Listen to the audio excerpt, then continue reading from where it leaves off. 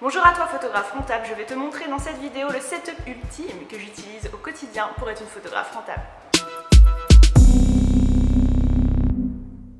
Tu l'as compris, je parle studio aujourd'hui. Si c'est pas encore fait, abonne-toi à la chaîne et active la cloche pour recevoir mes prochaines vidéos. C'est parti, je t'embarque au studio. Ok, on y est. Donc quand on rentre, on a plusieurs fonds comme ça. On a du classique, gris, noir, blanc, mais aussi pas mal de décors peints. Ouais, pour la petite histoire, ce studio il a plus de 25 ans, donc certains fonds ont clairement mon âge. Mais je les utilise encore des fois. Ici j'ai deux flashs en hauteur qui me permettent essentiellement de faire du fond blanc et les deux sont reliés par un interrupteur, ce qui est super cool pour switcher d'un setup à un autre. Ensuite sur la droite j'ai une grosse softbox en tant que source principale et sur la gauche un parapluie en source secondaire. Et ouais, c'est ça l'ultime setup. C'est pas ouf hein, je te sens un peu déçu. Pourquoi je te dis ça?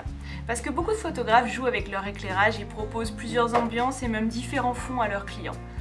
Mais la vérité, c'est s'emmerder pour rien.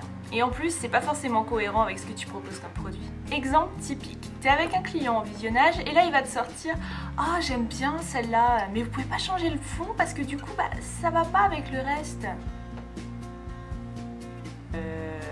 Non. T'es photographe, pas magicien. Mais le client a quand même raison.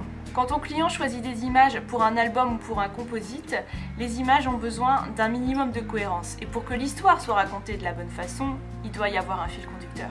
La réponse de ces photographes est toujours la même. Oui, mais je veux donner du choix à mes clients. Tu veux la vérité?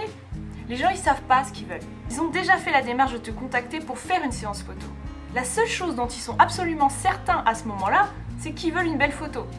Après, que le fond soit vert, gris ou noir, l'éclairage comme ci, comme ça, ils en savent foutrement rien. Et c'est normal, chacun son job. Ne leur donne pas trop de choix, c'est inutile et contre-productif. Le choix est déjà assez difficile à faire sur les expressions. C'est toi le photographe, c'est toi le boss.